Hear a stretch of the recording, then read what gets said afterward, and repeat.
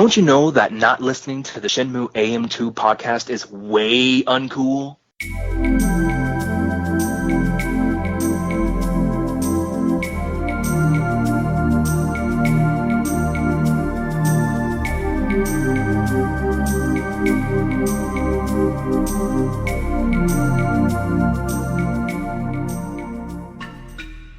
Welcome back to another episode of the Shenmue AM2 podcast. We're your host, Andrew. And Matt. And we got to play the Shenmue 3 trial, backer, demo, and whatever the actual name of it is. And it was pretty good. I liked it. It was pretty good. I liked it a lot. I like it a lot. It's Shenmue. Mm-hmm. It's definitely Shenmue. It is. We're recording this podcast on October 6th. We're late to the party. We did put a reaction video of me actually booting it up and playing it, and Matt doing some fighting. But we've had some time to digest.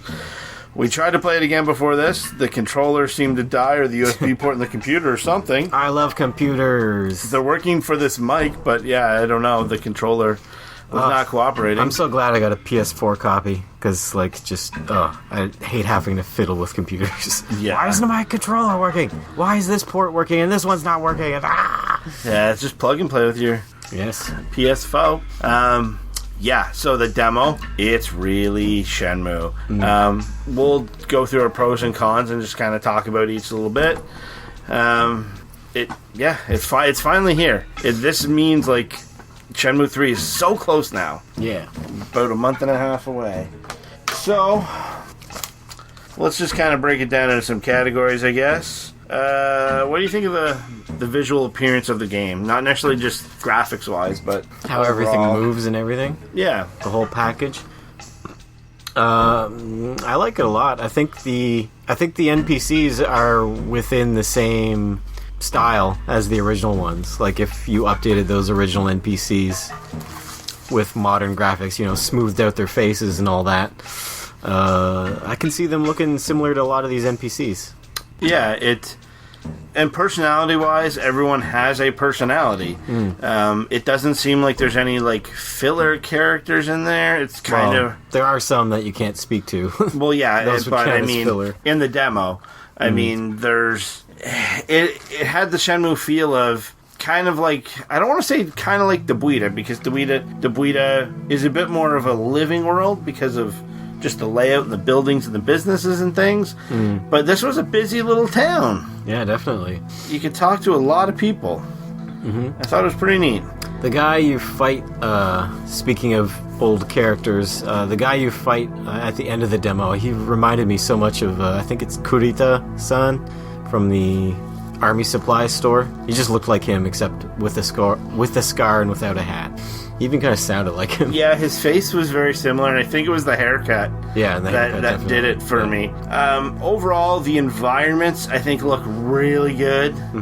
A lot of people are complaining that they're oversaturated and too bright, but I like it because it's kind of a old Shenmue, old Sega throwback. But I guess the original Shenmue didn't have that stereotypical super bright and vivid Sega look. It was kind of more dingy and realistic, but I don't know. I think I'm okay with it. You got it, but you got that brightness out of Shenmue 2. Stylistically, it's the yin to the yang of Shenmue 1. I thought the environments looked really good. Yep. As it gets later in the day, the sky changes, how lighting and everything affects it. It can rain. Yeah, I thought it looked really good. Matt's got a pretty powerful PC, so I think it was running at 60 frames. 60 frames and at the highest graphics capability, and it looked good. Character models were pretty good. There was some technical hiccups visually and I hope they're technical hiccups. I hope it's not the way they did some of the conversations where it would cut to a different camera angle, but it wasn't that different. It wasn't from the left side of face to the right of Matt's right side of Matt's face. It was the left and then maybe a foot more to the left. Yeah, that's got to be some sort of algorithm they programmed in, and it's just not working very well. They should tweak that. Yeah, and we could have possibly checked if the controller USB situation or whatever it is. But there was an update. There was a patch. To the demo, yeah. Do you know what was in it? I don't think they gave any details. There was just a little Kickstarter update saying, hey, batched it. That's it. The skybox doesn't whip around, which is nice. It's not like you're on the, what's that one that plasters you to the wall while you whip around? Orbiter, the Gravitron? Gravitron, I think. Yeah. One thing that I thought was weird, and we kind of got some footage of it, when you hit the trigger to go into first-person mode, it doesn't just take you into first-person mode. There's like a movement into it, and if you let the trigger go halfway through, it can stop like clipping through Rio's head or something. I thought that was an odd choice. Like, I thought the original, when you zoomed in, it zoomed in through his head too. It does, but it doesn't instantly. There's not like, if you hit the button, it's going to do it, as opposed to if you need to like kind of hold the button. I thought that visually was a little weird. Well, I don't like the crosshairs when you're zoomed in. You get like a crosshairs and almost like you're taking a photo. Yeah, I didn't until you mention it. I definitely noticed it because when we were playing. But yeah, now that I think of it, I think they did it that way because there's items you may need to focus on, and if there's a few items together in close proximity to one another, maybe might be. But yeah, hopefully you can turn it off. Yeah, that'd be. You know, if you want it, you can have it. If you don't, you don't. Yeah, that'd be ideal. We'll talk about the fighting in a bit, the mechanics of it. Visually, I thought the fighting looked like, you can tell hitboxes are a little weird on it. Does that make sense? Yeah. Its collision detection and stuff leaves something to be desired, but I don't know. What do you think? I mean, my brother was criticizing the fighting, and I was like, well, they had, were doing the game on a budget, and he's like, I know of games that had a much lower budget than this that did fighting way better, and I'm like, yeah, you're right. So I don't know what the excuse is. That being said, though, also this is a huge open world game, and if he's talking about a small budget fighting game where the budget is the fighting, then yeah, it's going to be better. But there's also the possibility of a Shenmue 4 and refine this and get throws back in it. But we'll talk about the actual mechanics of the fighting in a bit. Visually, the HUD. That yellow button, if you're in a crowded area and you're turning around, you don't like how it losing freaks out every time. It's losing its shit. Every time you brush past something that's interactable, the little yellow button flips up, twirls around. Yeah, I like the look of the HUD. Do you? Yeah, it's fine. It's very similar to the old one. And it's small and kind of out of the way. Well, that's thanks to widescreen gameplay. Yeah, that which we didn't sense. have back in the day. Visually, what else? The lighting effects from the sun were kind of cool. You could see in our video there on YouTube. Lip sync's a little rough sometimes, but it's not a huge deal. Yeah, it's not a deal breaker for me. It's going to happen when you have a game that's being translated into a few different languages. Yeah. You can't really avoid that, I guess. Just the little things like when you're in the shop, there's a lot to look at and see and do. I was worried when this was initially announced and had such a low budget that things were going to look bare, if you know what I mean. Yeah. But I don't think they did you? No, it looks pretty populated with items, and I don't think anything looks bare yeah, stuff looks like it's lived in. I would say it's sufficiently Shenmue lived in. Yeah, that's... But they had, they hired out talent, for all the items and stuff, and extra characters and all the items that populate the world, I think. So they didn't have to create all of them themselves, so that helped. Yeah, and comparing it to the other two games, I don't... Like, it just looks like an updated version of those in that aspect of it. That makes sense? Yep. How do you think it sounded? I'm trying to think of anything that stood out as bad. I mean, in a world of pure imagination. Oh, yeah. There is that little thing. I like the way the music sounds. I thought the voice acting was... Yeah. Rio sounds like Corey Marshall's version of Rio. Yeah. Whether people necessarily like it, I think he sounds different. My voice cracked there as I'm talking about how someone sounds. I'm 34 years old, and my voice cracks. I think Corey Marshall sounds different than the rest of them. Well, I heard that he was given when he went there, he's like, you guys think we should, kind of try to update this and make it sound better? And then they told him, like, no, do it exactly how you did it before. Yeah. So maybe he sounds like a throwback to the old games, and none of the other people had that direction, and they sound more natural. I don't know. It's definitely going to play into the nostalgia. Like, he sounds like Rio. Yeah. If that makes sense. Yep. Music I thought was really good. There were some familiar tunes in there. The new one that's just kind of playing as you're playing along, that does kind of sound like pure imagination from Willy Wonka's Chocolate Factory. Is that what it's called? Charlie and the Chocolate Factory? I don't know. Yes, yeah. The Ronald Dahl book. Yeah. The other characters I thought sounded pretty good. You said one of the little girls was Corey Marshall's daughter. You knew which one it was? Yeah, it's the girl with the light pink shirt and the pink shorts. I wonder if that's her only role. Yeah, it'll be interesting to see in the final game, like, if they did filler voices, like how you can tell, like, there's a couple characters in Shenmue 2 where you're like, oh, that's the guy that did Fuku-san. His name's escaping me. Eric Kelso? Eric Kelso, yeah. Like, you can see, like, occasionally they'll just do some voices for a random NPC that, you might only need to talk to once. Yeah. There was a lot of lines, too, recorded by the looks of things, and I watched one of Blue Mew's videos where he played Bird, Wind, Moon, the ball game. And then afterwards he asked the guy about the bookie, and then asked again, and there was a different conversation than the first time.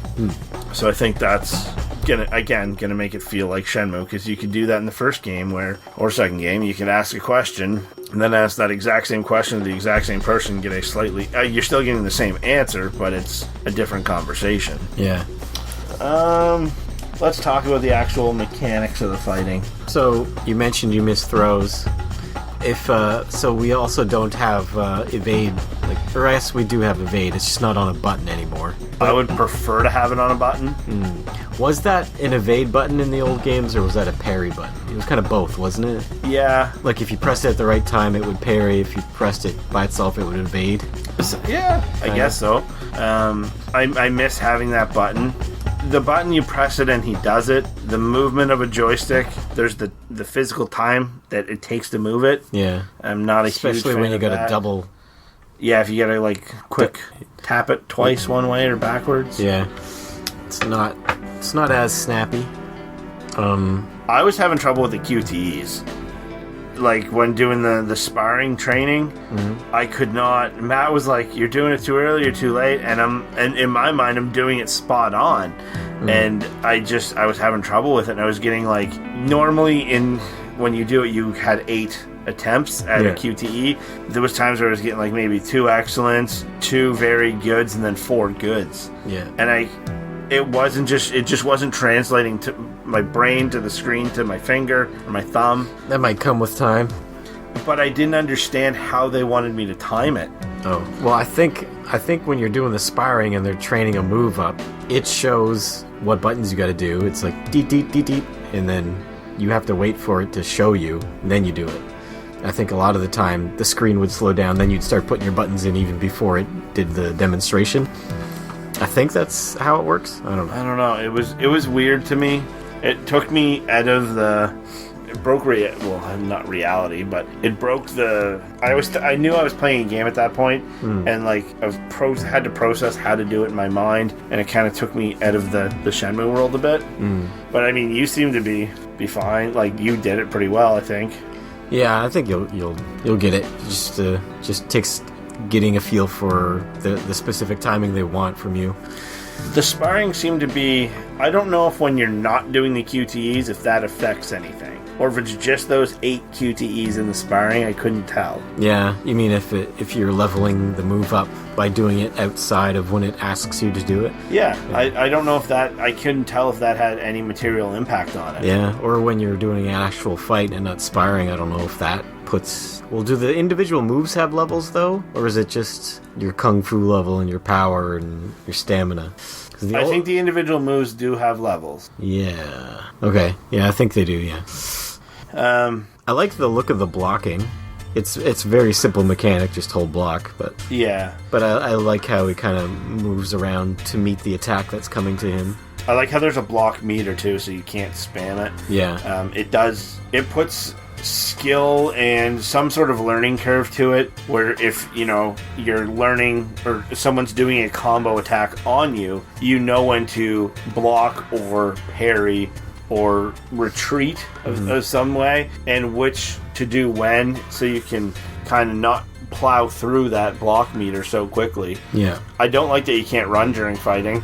You like to run away and get... No, I like to run and make space and run and do the big wheel kick and stuff. Yeah. And it appears that that's something that's not going to be able to be done. Yeah.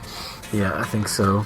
I think it'll be weird too, that because in Shenmue you could fight 3 people at one time. Mm-hmm. Well, I think you can in this too. You just got to shift your focus one at a time. But that's what I'm saying. I don't think you're going to be able to hit 3 characters at one time. Oh. If I'm doing the 70-man battle royal and I run up and do the big spin kick and hit 3 guys, I hit 3 guys. Well, we don't know that yet. It might happen. I would like it to happen, and I miss the throws. Yeah, throws were great. They're just a way to break up combat, and they feel good when you land one. They feel real good. Mm-hmm. I'm gonna miss doing a Dark Side Hazuki, and it does, taking the throws out minimizes what you can do. So the combat, by just basic math, is going to feel more repetitive because there's less you can do. Yeah, I think the training of the moves is pretty interesting how they do it. I think, and the food system, I'm kind of worried about that. Just because, so how's it work? You need your stamina to fight, and you need food for stamina, and you're going to need money for food, and you need a job for money. So, am I constantly going to be filling this perpetual loop and not going to have time to just enjoy the world? Because my stamina is going to go down even when I'm not fighting. Just when you're walking around, you'll be like, I have to run everywhere because if I walk, I'll use up more stamina because it takes me longer to get there or something. And then I wonder if there's going to be a difference between running and walking for stamina. Oh, maybe. Yeah, maybe running will take up more. I know you can't run when you're out of stamina, but... Really? Yeah. Did you see the videos I sent you about the fighting when you're low on health and you do a perfect dodge and it slows down? I saw the video of doing it. I didn't know what was causing it. I was cooking dinner. I didn't have that moment to read. I think you have to be below 30% health or something, and you have to dodge perfectly, and then it'll slow down time, and you have an opportunity to counterattack. It looks pretty cool. Yeah, I think that'll be really, really neat in, I say this in air quotes, boss fights, because it'll give you that little bit of an advantage if you do have low health. You have a cinematic finish. And it does kind of add some variance to the combat as well, because without the throws, excuse me, it does get a little less strategic. So if there's something you can do to put in there to help make fights more strategic, I'm all for it, because that's a good part of what I'm hoping to get out of Shenmue 3 is strategic fight. I don't want to button mash. Yeah, I like dodging and counter moving. Yeah, I really like when you hit them particularly hard and they kind of ragdoll a bit. Yeah. I'm glad we hit that ragdoll kick stretch goal. Yeah. There was, in our video, I think Matt kicked the guy in the face pretty good. He was just down like a ton of bricks. Can you hit a grounded opponent? I couldn't tell. I think you can hit them while they're getting up. I don't know about when they're laid flat out. Maybe if you use a sweep or something. I'm not sure. Yeah. Did you try the turtle racing in the demo? The mini-games? No, because I saw it in a video and I'm like, that looks boring. So I didn't play it. We did some Lucky Hit. Once we figured out that you have to buy the tokens. The Lucky Hit felt like Lucky Hit. I liked it. Mm-hmm. The wood shopping was interesting. The what shopping? Oh, chopping. The what shopping? I thought you said wood shopping. You're just going to buy logs? Yeah. From the log lady from Twin Peaks? Rest in peace, whatever her name is. Yes. You know her name. Forget it. And you call yourself a fan. I've forgotten a lot of stuff since I stopped caring about Twin Peaks. You stopped caring about Twin Peaks? We've spoke on this before. Season 3 killed it for me. It was so bad. Seriously, go watch it. It was so bad, seriously. You'll hate it. And Matt's movie recommendations, it was so bad. Go watch it. I gave it a thumb sideways. Not up, not down. What other minigames did we do? We did the wood chopping, horse stance. That was kind of neat, where you just kind of feather the button to stay within that line. Yeah. It's an interesting way to do it. I like the sound effects on the 1-inch punch. It sounded like he broke every bone in his body when you get it right. And there's a couple variances on that too. Like, it doesn't always sound the exact same, which I like. But yeah, the excellence, when you get an excellent on that, you fucking feel good about yourself. You're like, I fucking hit that thing. It made a great sound. I'm gonna try to do it again. That gives me PTSD of breaking my leg. That sound echoed throughout the climbing gym.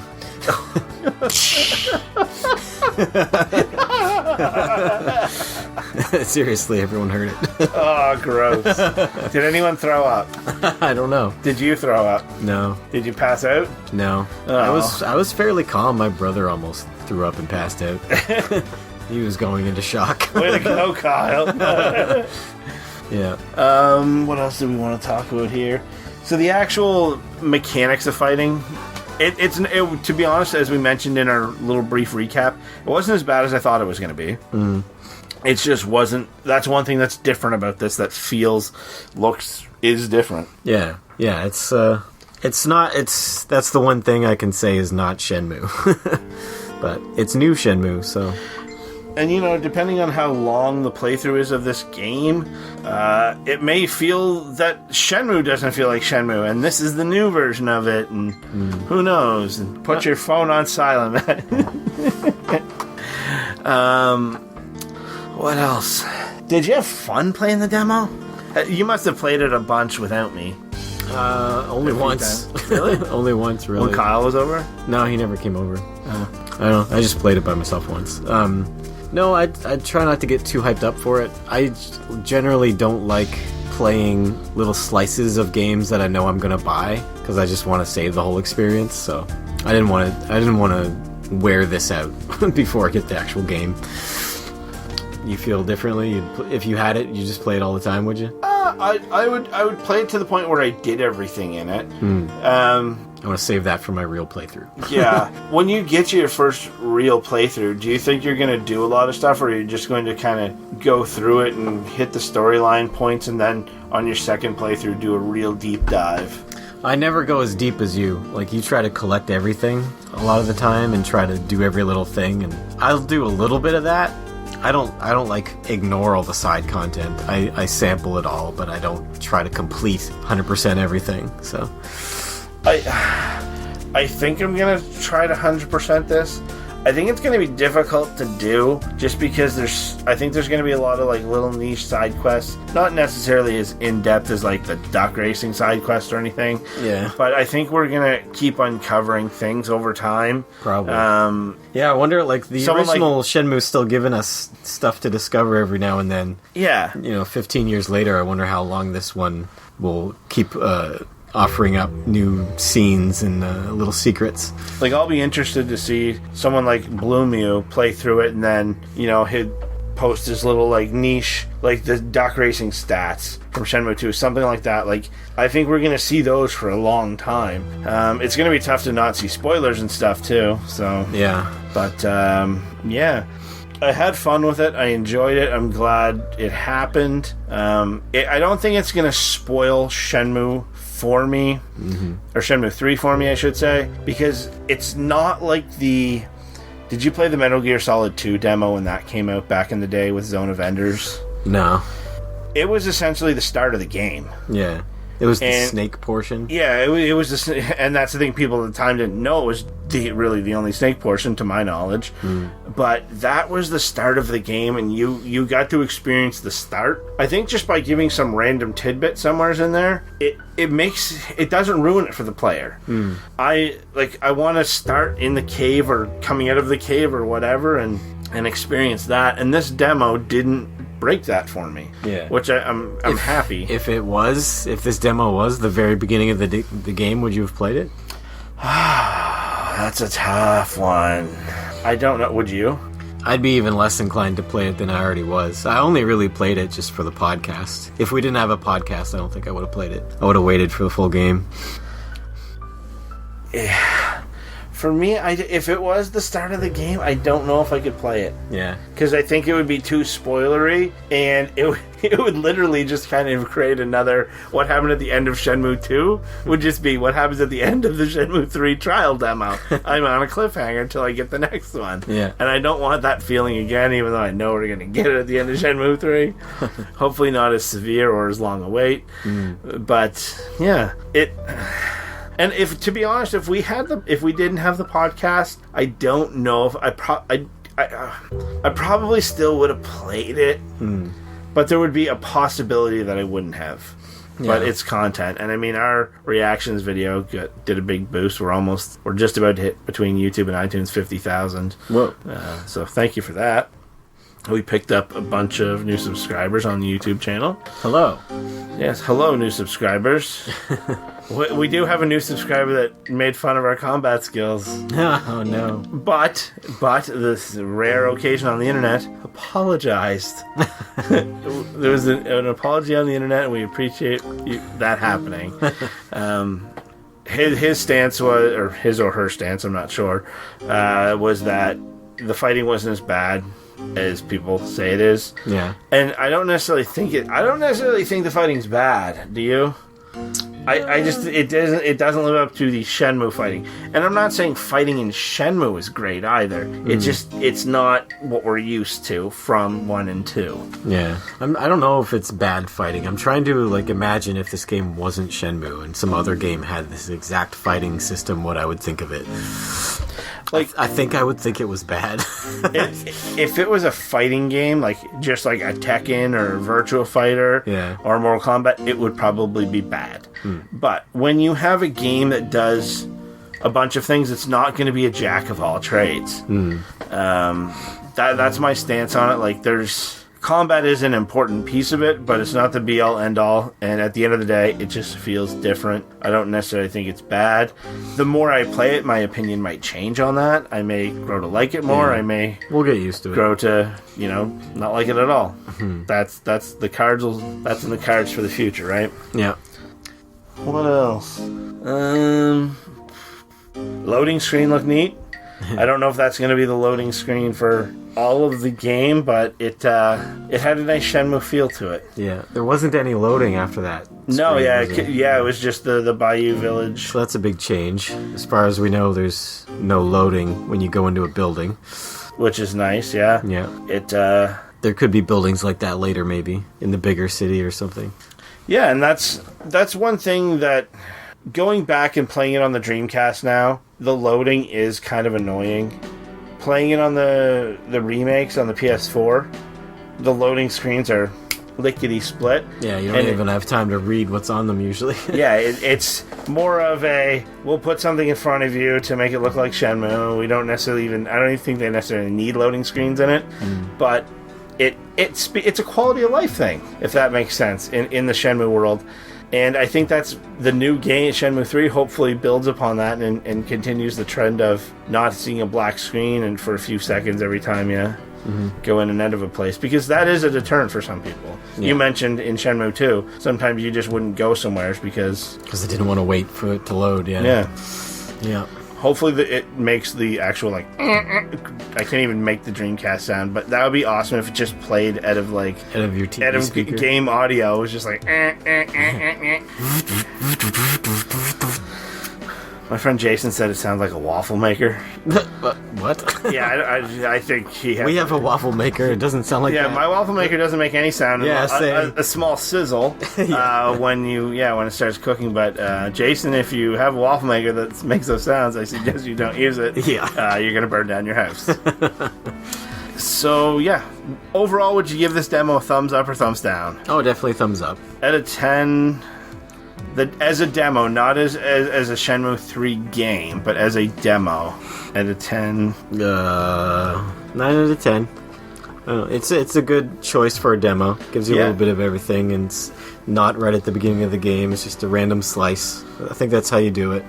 It does give a bit of everything, and I applaud it for that. You have your fighting, you have your mini games, you have your collectibles, you have activities, you have sparring. Mm-hmm. It's a slice of a little piece of pie for everything. Yep. I'd give it a 9.5 out of 10 as a demo. Yeah. So I think that's it for this episode. We will have our fantasy fights from our listeners in an upcoming episode. We don't know if that's next because we don't know what's happening in the world of Shenmue. We get updates. So we're never going to say what's going to be on the next episode because that makes it really hard to put these out. Right. So you can find us at youtube.com/Shenmue AM2 podcast, Shenmue AM2 podcast at gmail.com, Shenmue AM2 pod on Twitter. Like, share, subscribe. Please subscribe. We want to try to hit 500 subscribers before Shenmue 3 gets released. And we might try to do some streaming if we can somehow on the PlayStation with the camera. It'd have to be on the PlayStation, yeah. I don't know how to do it on my PC. I don't have the equipment. Yeah. And, well, I think we're going to be doing a giveaway for my backer trial code on Twitter, so I might just post it and whoever wants it takes it. Or we'll get something creative with it. I don't know. Yeah. There's been a lot of people giving away a lot of codes, so I don't even know if there's demand for it anymore, but... Oh, somebody would want it. Yeah, we'll put it out there. Yeah, Andrew has a code, but he has no computer to play the game, so... Yeah, well, my computer will not come close to... right. I shouldn't say it won't come close to running it. It meets most of the requirements. Just the RAM on the video card, I think, is what I'm lacking. Yeah. But, so we'll catch you on the next episode. We'd like to thank our sponsor this week, Marshall Hall in Bayou Village. Stop by. We offer fighting tournaments, sparring, advice. Just make sure when you speak to us, you don't hit the green button. We don't like it. You'll get lectured for a long time. Bye. Bye.